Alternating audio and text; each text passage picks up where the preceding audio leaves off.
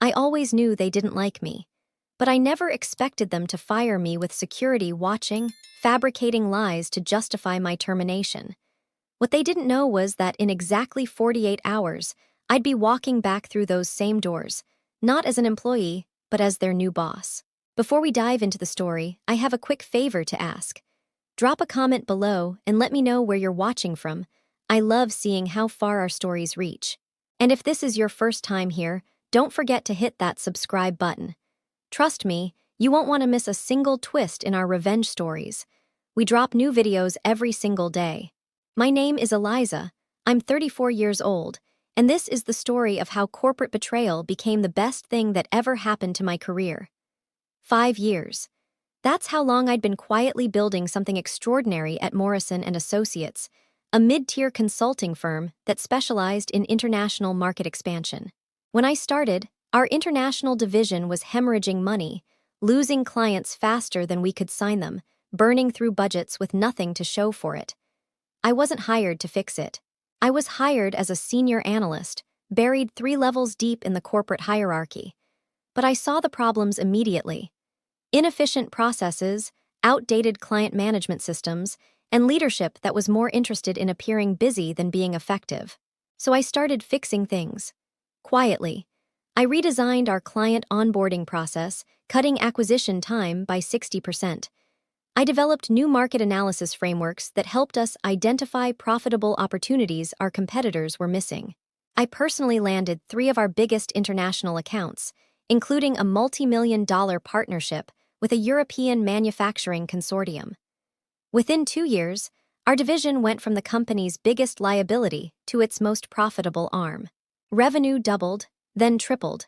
Client retention hit 94%, the highest in the company's history. But I made one critical mistake. I didn't play the game. While I was busy actually working, others were busy networking. While I was analyzing market trends and building client relationships, they were building relationships with the right people in the right offices. And at the center of this corporate web was Richard Kellman, my department head.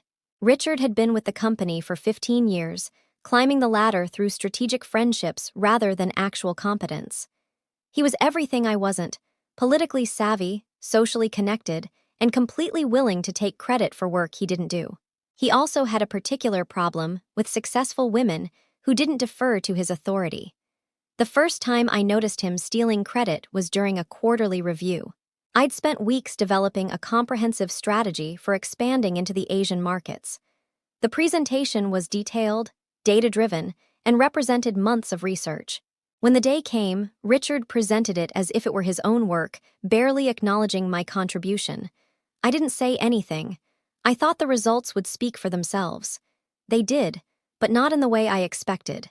As my strategies proved successful, and our clients began requesting me specifically for their accounts, Richard's insecurity grew into something more dangerous. He started excluding me from important meetings, claiming I was too aggressive in client discussions, a criticism that seemed oddly gendered given that my male colleagues displayed similar confidence without comment. He began questioning my recommendations in front of clients, undermining my authority while positioning himself as the experienced voice of reason. More troubling, he started making subtle comments about my emotional decision-making and suggesting that my success was due to clients finding me easier to work with, in quote, than more experienced team members. The breaking point came when our biggest client, Hartwell Industries, directly requested that I lead their account expansion into South America. It was a $2 million project that would cement our division's dominance in the international market. Richard couldn't take credit for landing the client. Too many people knew I'd built that relationship personally. So he did something worse. He told them I was no longer available.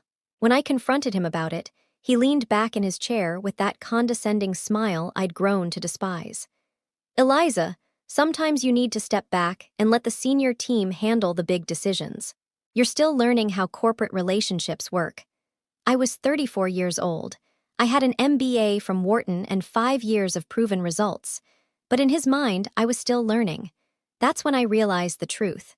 This wasn't about competence or results. This was about control. And as long as I continued to make him look incompetent by comparison, I would always be a threat. The fact that I was a woman who didn't play by the traditional rules of corporate deference made me even more dangerous in his eyes. But Richard had made one crucial miscalculation. He assumed I was naive about corporate politics because I didn't participate in them. He thought my focus on actual work meant I wasn't paying attention to the games being played around me. He was wrong. The truth is I'd been documenting everything. Every time he altered budget reports to make his performance look better. Every time he violated company policy to fast-track his pet projects. Every time he threw a team member under the bus to cover his own mistakes. Every email, every recorded conversation, every witness to his incompetence and ethical violations. I wasn't gathering this information for revenge. I was gathering it for protection. In a company where politics mattered more than performance, documentation was the only defense against false accusations and manufactured crises. As a woman in a male-dominated industry, I'd learned early that I needed to be twice as prepared for half the recognition. I had no idea how prescient that strategy would prove to be. The other thing Richard didn't know was that my reputation extended beyond our department. While he was busy playing politics internally, I'd been building relationships with people who actually mattered. Our clients, industry partners, and yes, even members of the board of directors.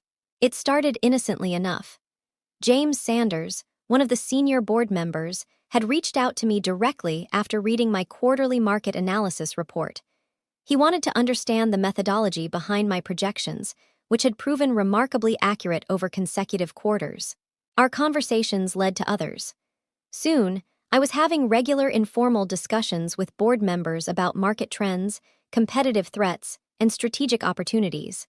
They valued my insights because, unlike most executives who filtered information through layers of corporate spin, I gave them direct, honest assessments based on real data. These relationships became more significant when the board started expressing concerns about the company's direction. Revenue was growing, but employee satisfaction was declining. Several key clients had expressed frustration with account management. There were rumors of ethical violations in various departments. 6 months before my termination, James Sanders approached me with a sensitive question. The board was considering a comprehensive internal audit and potential leadership restructuring. Would I be interested in serving as a strategic advisor to help identify problems and recommend solutions? I told him I'd consider it, but I needed time to think. What I didn't tell him was that I'd already identified most of the problems and compiled extensive documentation to support my findings. That documentation was about to become very important. The setup began on a Monday morning in late October. I arrived at the office to find my access to several key systems had been mysteriously revoked. When I called it, they claimed it was a routine security update and promised to restore access by the end of the day. By Tuesday, my access still hadn't been restored. More concerning, I'd been excluded from 2 important client meetings that I was supposed to lead. When I asked Richard about it, he claimed there had been a miscommunication and promised to sort it out. Wednesday brought a new wrinkle. HR scheduled a meeting with me to discuss performance concerns that had allegedly been raised by multiple team members. The accusations were vague and unsubstantiated, complaints about my communication style and collaborative approach. When I asked for specific examples or documentation, they claimed they were still gathering information. I knew exactly what was happening. This was a textbook corporate character assassination, designed to create a paper trail that would justify whatever action they were planning to take. The timing wasn't coincidental either. We were approaching the end of the fiscal year, and my bonus was set to be substantial based on the division's performance. By Thursday, the pieces were falling into place. I was officially under review pending a full investigation of the performance concerns. My client responsibilities were being temporarily redistributed to ensure continuity of service. I was instructed to focus on internal projects while the review was conducted. The beautiful irony was that this gave me exactly what I needed: time to complete my own investigation. While they were busy manufacturing a case against me, I was putting the finishing touches on a comprehensive report about systemic problems within the company. Every policy violation, every ethical breach, Every instance of financial misrepresentation that I'd documented over the past 2 years was carefully organized and cross-referenced. The centerpiece was Richard's pattern of fraudulent reporting. He'd been inflating performance metrics by reclassifying expenses, backdating contracts, and taking credit for revenue that belonged to other departments. The total impact was over $1.5 million in misreported earnings across 4 quarters. But I needed one more piece of evidence, something undeniable that would demonstrate his true motivations. That's when I remembered the phone call. 3 weeks earlier, I'd been working late when I overheard Richard in his office, speaking to someone on the phone. His door was closed, but the walls in our building were thin, and his voice carried when he got emotional. "I don't care what her performance reviews say," he was saying. "Eliza is a problem, and problems need to be solved. She's too smart for her own good, and the clients like her too much. If we don't get rid of her now, she's going to make us all look incompetent." The conversation continued for several minutes, with Richard discussing strategies for managing Eliza out of the company. He made specific comments about how female employees could be particularly challenging, because they got emotional when confronted about performance issues, and how HR needed to be careful about documentation to avoid discrimination claims. At the time, I'd been shocked but not entirely surprised. Now, I realized that conversation might be the key to everything. Our building's phone system automatically recorded all calls for quality assurance purposes. The recordings were stored on the company's servers for 6 months before being automatically deleted. If I could access that recording, I'd have definitive proof of Richard's intentions. The problem was that my system access had been revoked. I couldn't get to the phone records through normal channels, but I remembered something. During my first year with the company, I'd helped it implement the new phone system. As part of that project, I'd been given administrative access to troubleshoot issues and generate reports. That access had never been formally revoked because it was considered a minor, technical permission. Friday night, after everyone had gone home, I used that forgotten access to search the phone records. It took me 3 hours to find the right conversation, but there it was. 12 minutes of Richard explicitly discussing his plan to fabricate performance issues and force my termination. I downloaded the file to a secure personal drive and made several backup copies. Whatever happened next, I now had the smoking gun. The following Monday, I was called into Richard's office. HR was there, along with 2 security guards. The whole thing was theater, designed to humiliate me and send a message to the rest of the team. "Eliza," Richard began, barely suppressing a smile, "after careful consideration of the performance concerns that have been raised, we've decided to terminate your employment effective immediately." He slid a folder across the desk. "You'll find your severance package and non-disclosure agreement inside. Security will escort you to collect your personal items, and your building access will be deactivated within the hour." I looked at the folder without opening it. Then I looked at him, maintaining perfect calm. "That makes perfect sense," I said. The comment clearly caught him off guard. He'd been expecting anger or pleading or the kind of emotional reaction he'd probably anticipated from a difficult female employee. Instead, I was treating his manufactured crisis like a routine business transaction. "I'm glad you're being professional about this," he said, though his tone suggested he wasn't entirely comfortable with my response. "Oh, I'm always professional," I replied, standing up and straightening my blazer. "That's what makes me so good at what I do." As security escorted me to my desk to collect my things, I could feel the eyes of my colleagues on me. Some looked sympathetic, others confused. A few seemed relieved that the target of the company's latest witch hunt wasn't them, but none of them knew what I knew. None of them understood that this wasn't the end of my story at Morrison and Associates. It was just the beginning of a much more interesting chapter. As I packed my personal items into a cardboard box, I thought about the phone call I'd be making that evening. James Sanders had given me his direct number 6 months ago, along with an open invitation to discuss my findings whenever I was ready. I was definitely ready now. That evening, sitting in my apartment with a glass of wine and my laptop open to the comprehensive report I'd been building, I dialed James's direct line. He answered on the second ring. "James Sanders." "James, it's Eliza. I hope I'm not calling too late." "Eliza, not at all. though I have to say I heard some concerning news about your situation today. Are you all right? That's actually why I'm calling.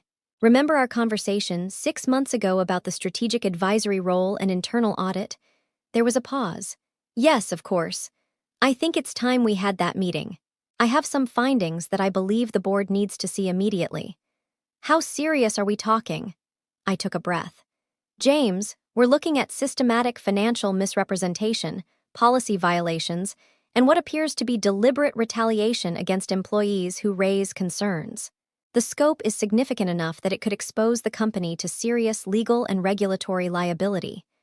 Another pause, longer this time. Eliza, given what happened to you today, I need to ask, is this related to your termination? It's directly related. But James, everything I'm going to show you is documented, verifiable, and completely independent of my personal situation. The evidence speaks for itself. What do you need? A meeting with the full board. I have a presentation that will take about an hour, and I have audio evidence that needs to be heard. Audio evidence? Recorded phone conversations that demonstrate premeditation in my termination and explicit discussion of fabricating performance issues. I could hear him breathing on the other end of the line. Eliza, this could be explosive. I know, that's why it needs to be handled properly. Can you be available Wednesday morning? I can convene an emergency board meeting. Wednesday works perfectly. 9 a.m. executive boardroom. And Eliza, come prepared for questions. If what you're saying is accurate, there are going to be immediate consequences. I understand. Thank you for taking this seriously, James. Thank you for bringing it to our attention. We'll see you Wednesday. As I hung up the phone, I felt a mixture of nervousness and anticipation. In less than 48 hours, I would either be vindicated completely or professionally destroyed forever. But I had the truth on my side, and sometimes that's all you need. Wednesday morning, 8:45 a.m. I sat in my car in the executive parking garage of Morrison & Associates, wearing my best suit and carrying a leather portfolio that contained everything I'd compiled over the past 2 years. In 15 minutes, I would walk into the same boardroom where I'd presented quarterly reports as a mid-level analyst. Today, I was there as a strategic consultant, invited by the board itself. The irony wasn't lost on me. 48 hours ago, I'd been escorted out of this building like a common criminal. Now, I was about to present evidence that would reshape the entire company's leadership structure. James Sanders met me at the elevator, looking more serious than I'd ever seen him. Eliza, I want you to know that what happened to you on Monday was completely inappropriate. The board wasn't consulted about your termination, and frankly, we're concerned about the circumstances. That's exactly what I'm here to discuss, I replied. The boardroom was intimidating by design. A long mahogany table surrounded by high-backed leather chairs, with floor-to-ceiling windows overlooking the city skyline. 7 board members were present, including the CEO, Patricia Hendricks, who had always struck me as fair but somewhat disconnected from day-to-day operations. Eliza, she began, James has briefed us on the general nature of your concerns. We want to hear everything you have to say, and I want to assure you that there will be no retaliation for anything you share in this room. I opened my portfolio and placed my presentation materials on the table. 48 slides, each one meticulously documented and cross-referenced. Months of investigation condensed into an hour-long presentation that would either vindicate me completely or end my career in this industry forever. What I'm about to show you represents a systematic pattern of financial misrepresentation, policy violations, and ethical breaches that have been occurring within our international division for the past 2 years. I began. More importantly, it demonstrates how these issues have been deliberately concealed from board oversight through falsified reports and manipulated data. The first section of my presentation focused on the numbers. I showed them how our division's reported performance had been artificially inflated through creative accounting practices. Expenses had been reclassified to make budgets appear more efficient. Revenue from multi-year contracts had been front-loaded to boost quarterly figures. Client satisfaction metrics had been selectively edited to exclude negative feedback. The actual performance of our division, while still profitable, is approximately 18% lower than what's been reported to the board over the past 8 quarters, I explained. This represents nearly $1.8 million in misrepresented earnings. I could see the tension in the room building as board members began to understand the implications. These weren't minor bookkeeping errors, they were deliberate misrepresentations that had influenced major strategic decisions. The second section focused on policy violations. I documented instances where proper procurement procedures had been bypassed, where conflict of interest protocols had been ignored, and where employee complaints had been suppressed rather than investigated. In one particularly egregious example, I continued, a client complaint about inappropriate conduct during a business dinner was resolved through an unauthorized cash settlement rather than following our established grievance procedures. This created both legal liability and set a precedent for covering up misconduct. But the most damaging section was the third one, the pattern of retaliation against employees who raised concerns or questioned questionable practices. I had documented 6 instances over 18 months where employees had been transferred, demoted, or terminated shortly after raising legitimate business concerns.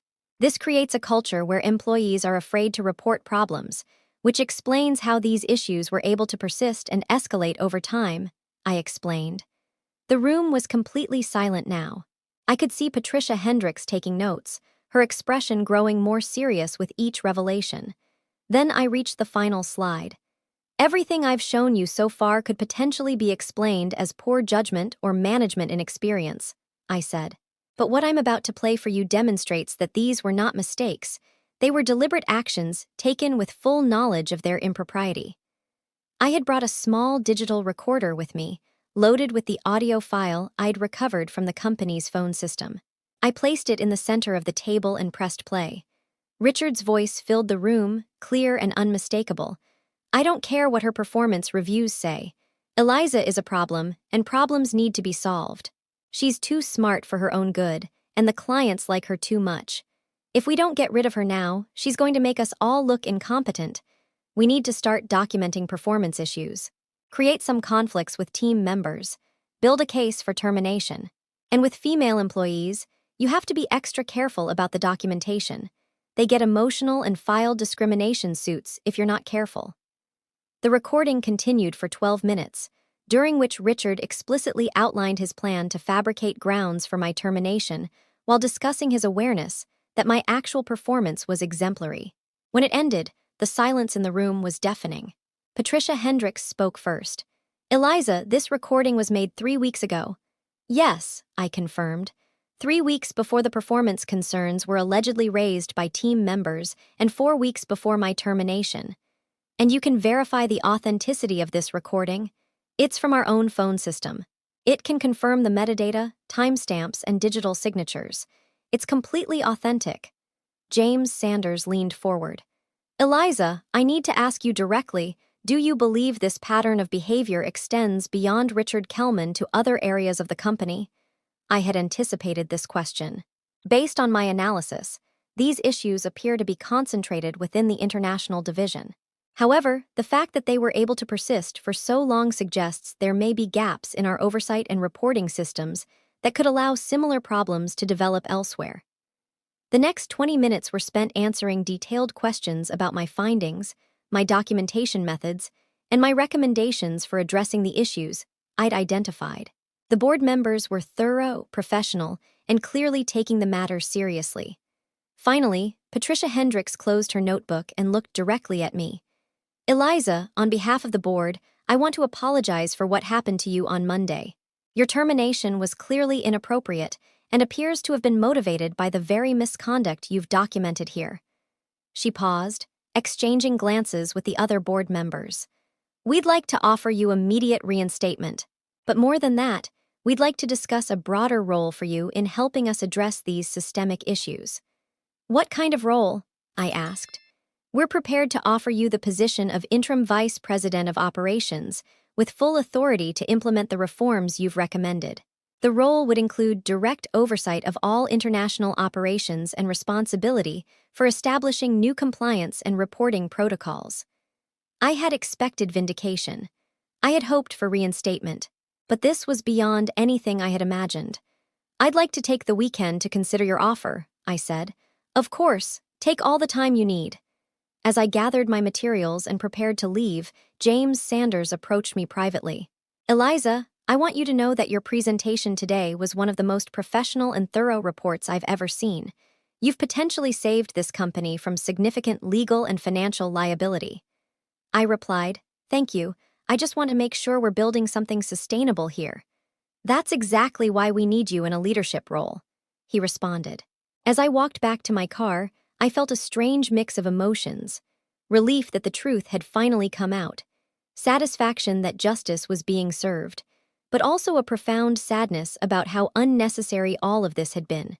If Richard had simply focused on doing his job instead of protecting his ego and maintaining his outdated ideas about women in the workplace, none of this would have happened. But that was his choice. And now he would live with the consequences. By noon that same day, Richard Kellman was being escorted out of Morrison and Associates by the same security team that had supervised my departure 48 hours earlier.